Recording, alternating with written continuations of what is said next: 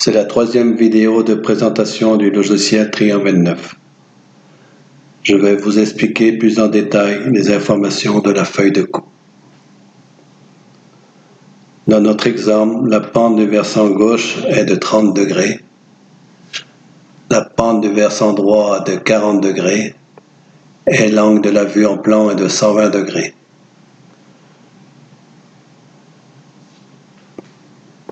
Bien sûr, tout ce tableau varie suivant les nouvelles valeurs choisies.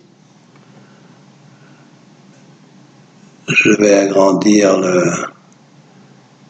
la feuille de coupe.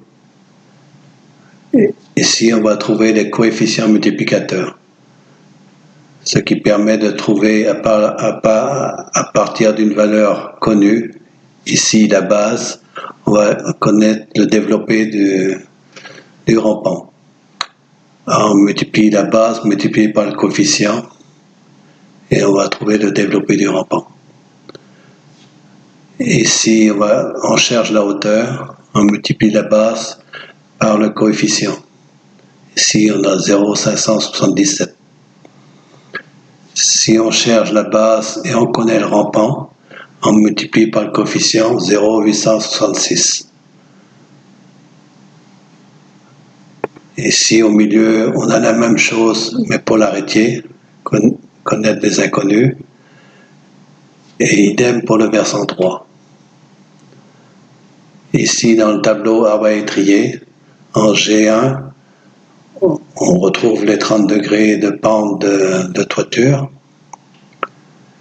Et ici, en bleu, j'ai indiqué les pourcentages. Ça veut dire que sur une règle de 100 mm, on fait un déport de 173 et on en retrouve l'angle de 30 degrés. Et en rouge, ici, c'est le complément des angles, ce qui permet de régler les scies circulaires, car en général, elles sont étalonnées à 0 pour un angle de 90 degrés. Alors, je vais passer sur le tableau arrêtier.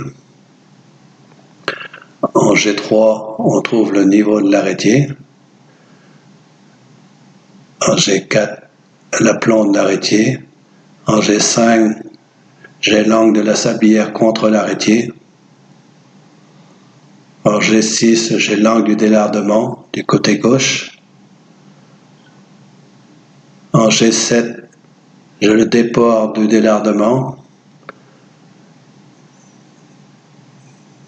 Et là, mon chevron d'arrêtier est de 75 mm. La valeur est paramétrable sur le tableau de bord. Et on va retrouver ici la hauteur du délardement. En G8, j'ai la trace de la panne sur l'arrêtier.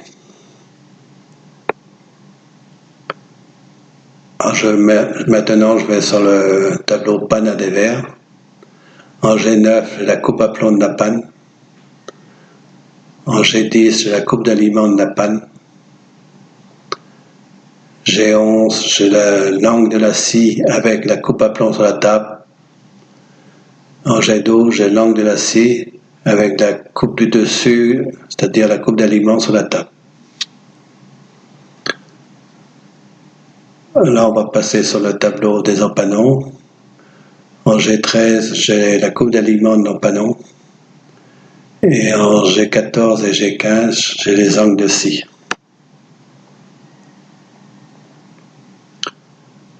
On va aller sur le tableau coupe de tête du versant gauche. En G16, j'ai le déjoullement contre l'arbre à étrier gauche.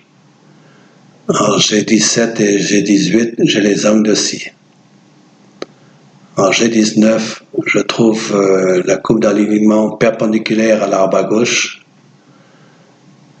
Et en G20 et G21, j'ai l'angle de réglage de scie.